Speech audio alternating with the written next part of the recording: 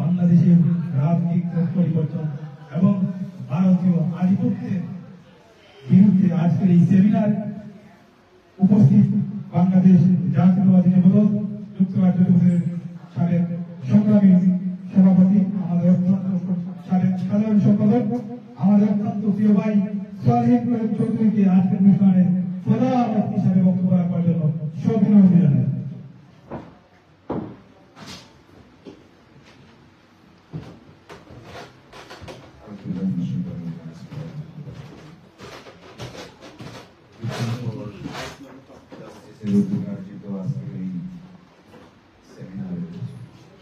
সেমিনারের বিষয়বস্তু হচ্ছে স্বাধীনতা পরবর্তী বাংলাদেশের রাজনৈতিক পরিবর্তন এবং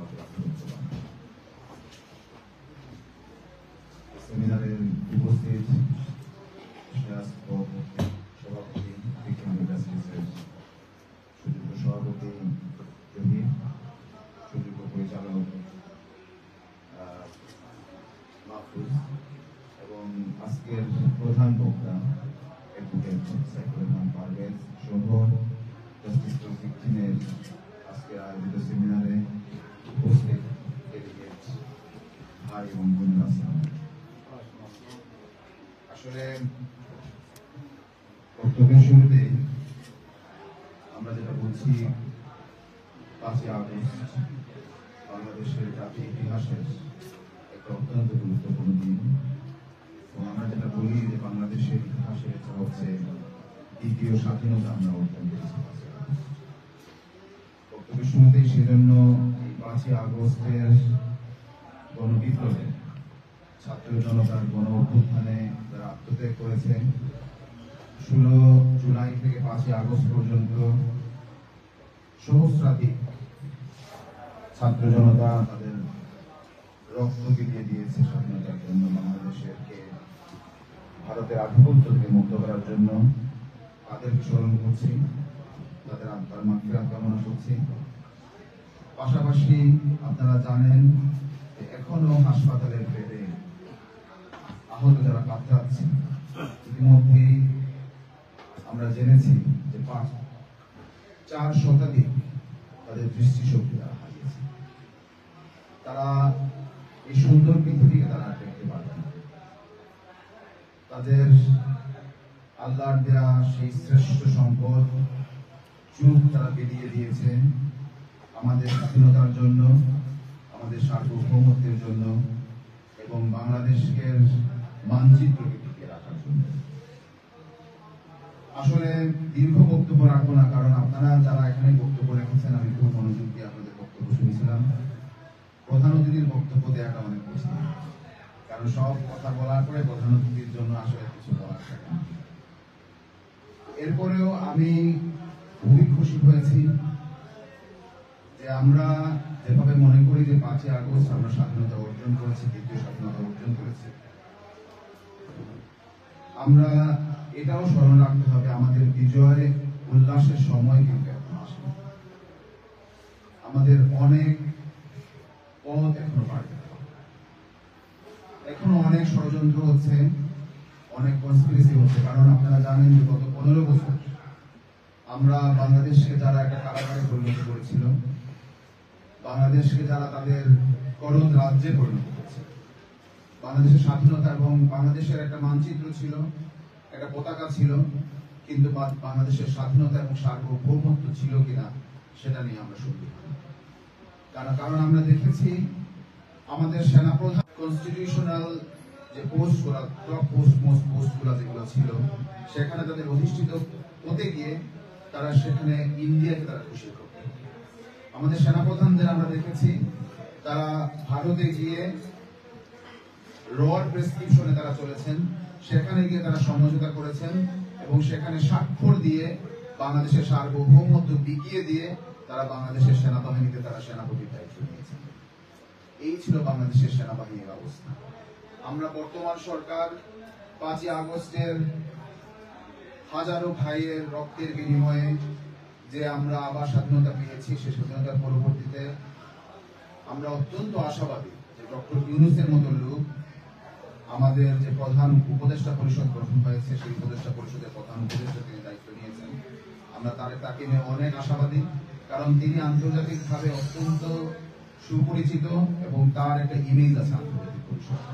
আমরা জানি, আমরা আশা করি তার সেই ইমেজ এবং তার সেই পরিচিতিকে কাজে লাগিয়ে বাংলাদেশের বিরুদ্ধে যে ষড়যন্ত্র এখনো পর্যন্ত যেটা চলছে, সেই ষড়যন্ত্রের মোকাবেলা তিনি শক্ত হাতে সেটা করবেন।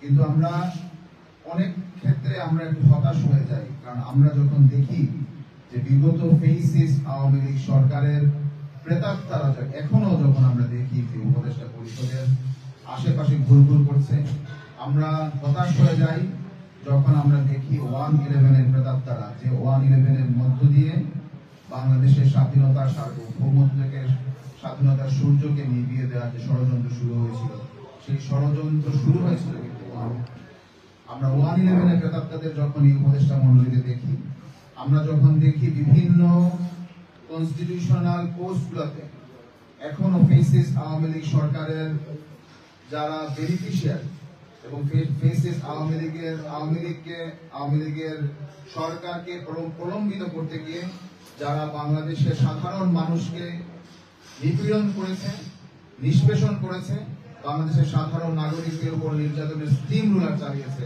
সেই সব লোকগুলোকে যখন আমরা এখনো পর্যন্ত দেখি যে প্রশাসনের বিভিন্ন পর্যায়ে তারা গেড়ে বসে আছে, জেকে বসে আছে, তখন আমরা একটু হতাশ হই।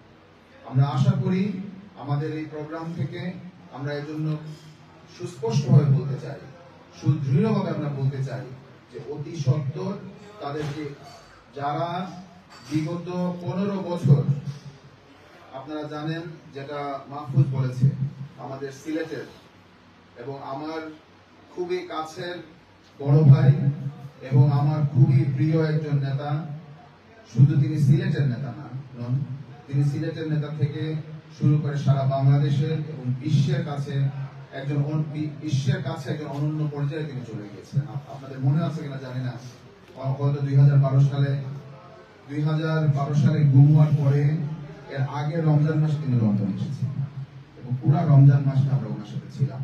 আমরা দেখেছি উনি বাংলাদেশকে গণতন্ত্র ফিরিয়ে আনার জন্য কিভাবে এখানে পাগলের মতো তিনি বিভিন্ন ইন্টারন্যাশনাল লবিগুলা করে যাচ্ছিলেন এবং এখানে দেশনায়ক তারেক রহমানের নির্দেশে এবং তারেক রহমানের পরামর্শে আমরা দেখেছি বিভিন্ন আন্তর্জাতিক মণ্ডলে এবং বিভিন্ন হিউম্যান রাইটস অর্গানাইজেশনগুলোর সাথে তিনি কাজ করে গেছিলেন। আমার কাছে মনে হচ্ছে যে উনি এখানে এসে, যুক্তরাজ্যে এসে যে কাজগুলা করেছিলেন, সেটাই হয়তো ওনার গুমের জন্য সেটাই ওনার পরিণতির জন্য একটা কাল হয়ে দাঁড়িয়েছে। এবং পরবর্তীতে আমরা দেখেছি যে আপনাদের মনে আছে কিনা জানি না, যে সিলেটের উজানে যে টিপাই মুখ বাঁধ আন্তর্জাতিক যে নদীর যে আন্তর্জাতিক ইন্টারন্যাশনাল যে ল আছে, সেই লকে ভায়োলেট করে কোন উজানে কোন দেশ এভাবে তাদের একক সিদ্ধান্তে কিন্তু বাঁধ তারা নির্মাণ করতে পারে না। কিন্তু ভারত সে বাংলাদেশকে শুকনা মৌসুমে বাংলাদেশকে শুকিয়ে মারতে চায় এবং বন্যার মৌসুমে আমরা গত কয়েকদিন আগেও আমরা দেখেছি বন্যার মৌসুমে তারা বাংলাদেশকে পানিতে মারতে চায়। এই ষড়যন্ত্রের অংশ হিসেবে তারা টিপাই মুখে একটা ড্যাম তারা একটা বাঁধ বানানোর যে একটা ষড়যন্ত্র তারা শুরু করেছিল এবং আমরা দেখেছি যে আমাদের নেতা এম ইলিয়াস আলীর নেতৃত্বে সেই ড্যামের বিরুদ্ধে একটা লং মার্চ, বিশাল একটা লং মার্চ এখানে আয়োজন করা হয়েছিল। আপনারা হয়তো অনেকেই শুনেছিলেন। এই বিষয়গুলাই ওনার জন্য কাল হয়ে দাঁড়িয়েছে। আমরা দেখেছি ইলিয়াস ভাইকে গুম করা হয়েছে, জনপ্রিয় ঢাকা সিটি কর্পোরেশনের কাউন্সিলর চৌধুরী আলমকে গুম করা হয়েছে এবং এইভাবে সিলেটের আমাদের খুবই কাছের বন্ধু, আপনারা হয়তো অনেকেই নাম শুনে থাকবেন, ছাত্র দলের ইফতেখার আহমদ দিনার, তাকে গুম করা হয়েছিল। এইভাবে বিএনপি ইতিমধ্যে তালিকা দিয়েছে, শুধু বিএনপির 600 জন নেতা কর্মীকে গুম করা হয়েছে।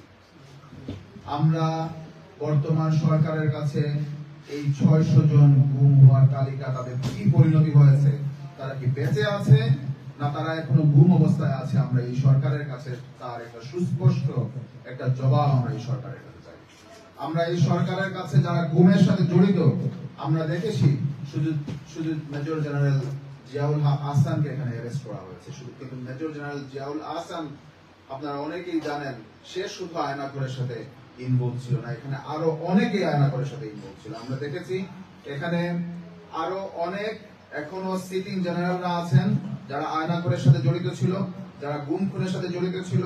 আপনারা জানেন যে এই কিছুদিন আগেও quarter master general major lieutenant general Mujibur Rahman এবং আরো এরকম brigadier general, lieutenant general, major general আরো অনেকেই আছেন যারা এখনো এই বর্তমান সরকারকে সার্ভ করছেন। আমরা চাই অতি দ্রুত তাদেরকে, আমরা আশাবাদী হয়েছি যে আমরা দেখেছি যে স্বরাষ্ট্র উপদেষ্টা যিনি আছেন লেফটেন্যান্ট জেনারেল জাহাঙ্গীর সম্ভবত তিনি বলেছেন যে বিডিআর মেসাকারের তদন্ত শুরু হবে।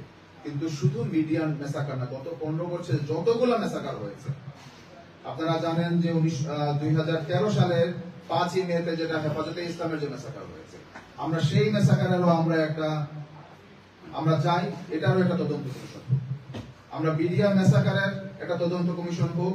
যে বিচার প্রক্রিয়া হয়েছে সেই বিচার প্রক্রিয়াকে আমরা মানি না, আমরা নতুন করে আবার বিচার শুরু করতে হবে। এবং আমরা চাই যত সব কালপ্রিটরা আছে যারা বাংলাদেশের স্বাধীনতা এবং সার্বভৌমত্বের সূর্যকে যারা অস্তমিত করতে চেয়েছিল, বাংলাদেশকে যারা একটা করদ রাজ্যে পরিণত করতে চেয়েছিল এবং তাদেরকে পুরাপুরি সাপোর্ট দিয়েছে শেখ হাসিনা এবং তার আওয়ামী লীগ। শেখ হাসিনা এবং আওয়ামী লীগ যদি বাংলাদেশকে করদ রাজ্য করার জন্য তারা সবকিছু করতে পারে, তাহলে আওয়ামী লীগ এবং শেখ হাসিনাকে রাষ্ট্রদ্রোহের মামলায় তাদেরকে উপনীত করে তাদেরকে রাষ্ট্রদ্রোহের বিচার করতে হবে। আওয়ামী লীগ নামক কোন সংগঠনকে আমরা দেখতে চাই না, যে সংগঠন বাংলাদেশের স্বাধীনতা এবং সার্বভৌমত্বের বিরুদ্ধে কাজ করে, বাংলাদেশের অস্তিত্বের বিরুদ্ধে কাজ করে। আওয়ামী লীগ নামক কোন সংগঠন, কোন ফেসিস্ট সংগঠন আমরা দেখতে চাই না। এবং আমরা চাই পরিষ্কার ভাবে বর্তমান সরকার যাতে ইন্ডিয়ার কাছে মেসেজ দিয়ে দেয় যে আপনারা আমাদের বন্ধু, আমরা বন্ধু হিসেবে আপনাদের দেখতে চাই, আপনারা আমাদের প্রভু নন। আপনাদের কথায় বাংলাদেশ চলবে না। বাংলাদেশ 1971 সালে 30 লক্ষ প্রাণের বিনিময়ে বাংলাদেশ স্বাধীনতা অর্জন করেছিল। বাংলাদেশ স্বাধীনতা অর্জন করেছিল পিন্ডিক থেকে দিল্লির গোলামে পরিণত হওয়ার জন্য নয়।